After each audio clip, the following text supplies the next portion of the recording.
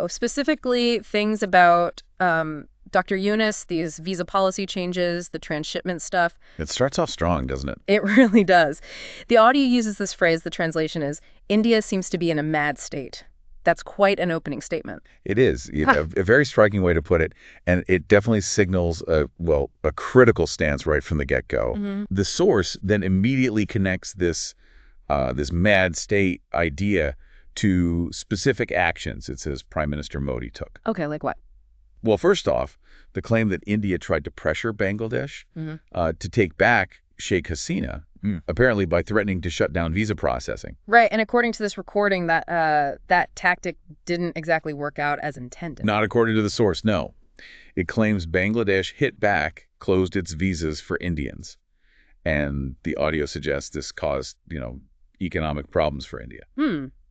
It even says economists quoted in the recording saw this whole visa thing as a big mistake, a misstep. Yeah. You have to wonder, though, if that's true, what specific economic parts were hit by that visa shutdown. The audio doesn't spell it out, does it? It doesn't go into granular detail, no. But you can sort of infer, right? Less business travel, less tourism, maybe that would hit certain sectors. And maybe visas for skilled workers, professionals. If those got tangled up, that could disrupt things, too. The recording basically presents it as a direct result of India's alleged pressure, a miscalculation, really. Okay. And then, after that, the source brings up another big policy change, the cancellation of the transshipment agreement with Bangladesh. And again, the audio seems to frame this as another example of these poorly thought out decisions. Yes, and this is where the narrative in the audio really pivots towards Bangladesh's growing influence, and specifically credits Dr. Yunus. Ah, okay. How so? The recording is pretty clear on this. It says Dr. Yunus's leadership is pulling in huge amounts of foreign investment to Bangladesh. Thousands of investors, billions of dollars is the claim. Right, and here's where it gets really spicy, maybe. The source directly connects India's alleged mistakes, the visa thing, the transshipment cancellation, to this success story in Bangladesh under Dr. Yunus. It even suggests India might be reacting with, and this is the translation again, jealousy. Jealousy over Bangladesh's economic wins, which it pins squarely on Dr. Yunus. That's a strong emotional angle. It absolutely is. You have to grasp that to understand the perspective here. The audio isn't just like analyzing policy objectively. It's framing India's actions as a reaction to this perceived power shift, with Dr. Yunus as the key figure making Bangladesh successful and maybe making India uncomfortable. So it really elevates Dr. Yunus's role, portraying him as someone whose influence is like directly messing with the India-Bangladesh dynamic, making India maybe lose some ground, globally and locally even. That's certainly the narrative being pushed in the source material, yes. It positions him very centrally. Okay, let's dig into that transshipment agreement itself a bit more. The source says back in, June 2020, India actually gave Bangladesh this facility. That's right, to move goods through India to places like Bhutan, Nepal, Myanmar. Which sounds, on the face of it, like a good thing for regional trade, right? Connectivity. It was supposed to be, yeah. Streamline things, cut down on logistics headaches. But then the recording gives the official Indian reason for pulling the plug, which is apparently set for April 8th, 2025. And that came from the Ministry of External Affairs spokesperson, Rantir Jaiswal. Correct. According to Jaiswal, as reported in the audio, the main issue was major ongoing congestion at India's airports and ports. Okay, so bottlenecks. Yeah, bottlenecks causing delays, driving up logistics costs, and apparently even slowing down India's own exports because their goods were getting stuck too. So the official Indian line is, this is about fixing our own internal logistics problem. Exactly. That's the rationale presented. And they clarified it affects Bangladeshi goods going through India specifically to Nepal and Bhutan. But naturally, there's the reaction from the Bangladeshi side. The recording apparently has comments from Abdullah Hel Rakib, former VP at BGMEA, and Kobi Ahmed from the Freight Forwarders Association. Yes, the VP. What did they say? Well, both seem to acknowledge there might be some, initial hurdles for Bangladeshi businesses. Rakib mentioned limited airport capacity in Bangladesh and needing to find other routes. Like maybe Sri Lanka or the Maldives? Yeah, he suggested those as possibilities. But here's the kicker. Both of them seem to believe that India will actually be more, coda grosso, the word used means damaged, basically. More damaged than Bangladesh. Yeah. They think India stands to lose significant revenue from this. They kind of see it as India shooting itself in the foot. Interesting. So Bangladesh might have some short-term logistical juggling to do, find new paths. But the feeling, at least in this source, is that India loses more economically in the long haul.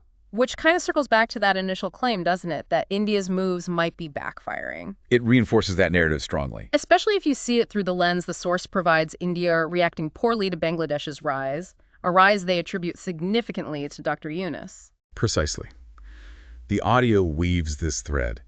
India's actions may be driven by anxiety or that jealousy about Yunus-led progress in Bangladesh, are poorly judged, and could hurt India's own economy, regionally, and maybe even its global standing. Which then leads into the broader concerns the source raises about India's own economic health, right? Exactly.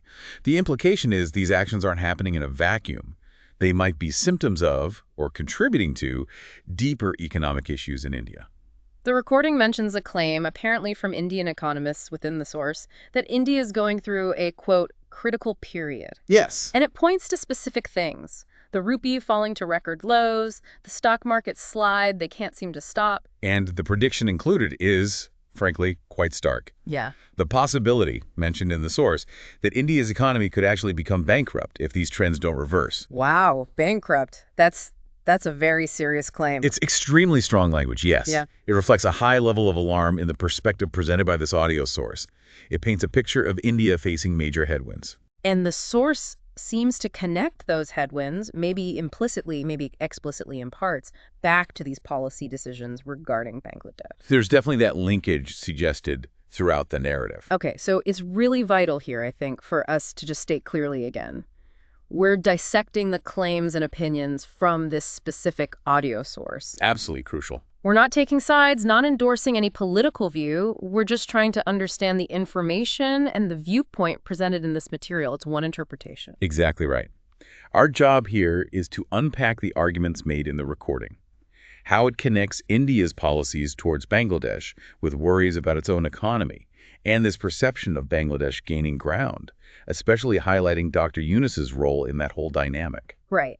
So just to sum up then, the audio we looked at paints this picture. India making reactive decisions, maybe out of unease or even that jealousy towards Bangladesh's economic progress, which the source heavily credits to Dr. Yunus's leadership. These decisions, like the visa changes, canceling transshipment, are shown as possibly hurting India more than Bangladesh in the end. That's the argument, yes. And at the same time, the source points to internal worries in India, the weak rupee, the struggling markets, even floating this idea of potential bankruptcy.